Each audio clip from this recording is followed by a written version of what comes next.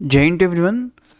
तो सीबीएसई की तरफ से क्लास 10th के लिए एक बहुत बड़ा अपडेट आया है, जिसमें सीबीएसई ने क्लियर किया है कि जो 2 बोर्ड एग्जामिनेशन है क्लास 10th के लिए, उसमें सीबीएसई ने सारी चीज़ों को क्लियर किया है, क्योंकि बहुत सारे बच्चों के मन में डाउट था जो 2 बोर्ड परीक्षाओं को लेकर। तो उनको सीबीएसई ने देखो इस नोटिस में क्लियर किया है।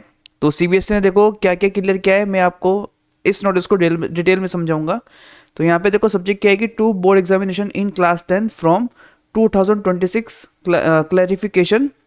और यहाँ से देखो सीबीएसई ने क्या बोला है कि CBSE has received few request stating that because of some reason student will not able to appear in the first board examination of class 10th, hence the student may be allowed to appear in second board examination। तो यहाँ से देखो क्या क्या notice है, CBSE ने यहाँ पे पॉइंट वाइज दिया है।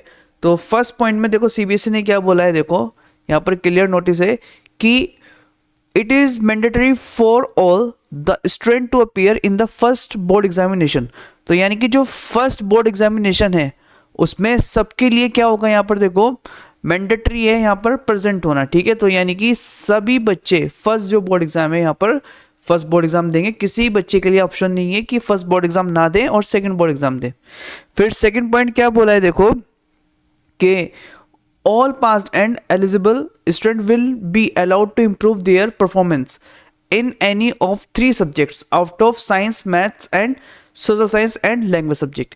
तो ये कह रहे हैं कि जो भी फर्स्ट एग्जाम में जो बच्चे हैं वो पास होंगे, अच्छा परफॉर्मेंस करेंगे, वो फिर से एग्जाम दे सकते हैं। देखो ये इम्प्रूव कर सकते हैं जो अपने मार्क्स हैं वो। और देखो रिस्ट्रिक्शन है यहाँ पर 3 सब्जेक्ट में, किन्हीं 3 सब्जेक्ट में वो देखो इम्प्रूवमेंट एग्जाम दे सकते हैं, वो साइंस में, मैथ्स में, सोशल साइंस में या लैंग्वेज सब्जेक्ट में, ठीक है, जैसे हिंदी और इंग्लिश हो गया। फिर थर्ड देखो, थर्ड पॉइंट सीबीएसई में देखो थर्ड नोटिस क्या है यहाँ पर कि if a student has not appear in 3 और more subject in first examination then he and she will not be allowed to appear in the second examination. Such students will be placed in the essential repeat category and can take the examination only next year in the main examination in the month of Feb next year, ठीक है। तो CBSE देखो clearly बोला है कि अगर कोई भी स्टूडेंट जो है 3 और more subject in first examination, यानी कि 3 या 3 से ज़्यादा सब्जेक्ट में अगर जो बच्चा है वो अगर एब्सेंट रहता है, ठीक है, एग्जाम नहीं देता है, 3 सब्जेक्ट के एग्जाम नहीं देगा वो फर्स्ट पेपर में, ठीक है, then he and she will not be allowed to appear the second examination. तो वो सेकंड एग्जामिनेशन में नहीं बैठेगा, ठीक है। और ऐसे स्टूडेंट को जो कैटेगरी उसमें किस में रखा जाएगा, देखो एसेंशियल रिपीट, यानी कि अब वो बच्चा क्या करेगा, क्लास को रिपीट करेगा और जो उसके एग्जाम होंगे वो नेक्स्ट ईयर होंगे, यानी कि नेक्स्ट ईयर फेब में होंगे। तो यहाँ सीबीएसई ने क्लियर बोला है कि आपको जो फर्स्ट जो आपके एग्जाम होंगे तो आपको कम से कम 3 सब्जेक्ट के एग्जाम वहाँ पर देने होंगे। फिर फोर्थ पॉइंट देखो क्या बोला है यहाँ से कि for students whose result in the first examination compartment such student will be allowed to appear in second examination. तो कह रहा है कि देखो अगर बच्चा है उसकी जो फर्स्ट एग्जाम में कंपार्टमेंट आ गई है तो वो क्या कर सकता है, देखो वो सेकेंड एग्जामिनेशन में वो बैठ सकता है, यानी कि सेकेंड एग्जामिनेशन वो दे सकता है। फिर नेक्स्ट जो यहाँ पर देखो नेक्स्ट पॉइंट क्या है कि additional subject will not be permitted after passing class 10th, students will not be allowed in stand alone subject.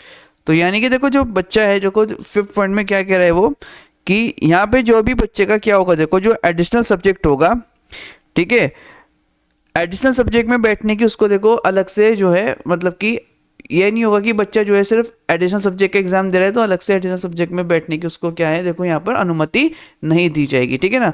फिर the eligibility to appear in the second examination will be. तो यहाँ पर देखो कि कौन कौन से ऐसे बच्चे हैं जो सेकंड एग्जाम में जो यानी कि सीबीएसई का सेकंड एग्जाम दे सकते हैं।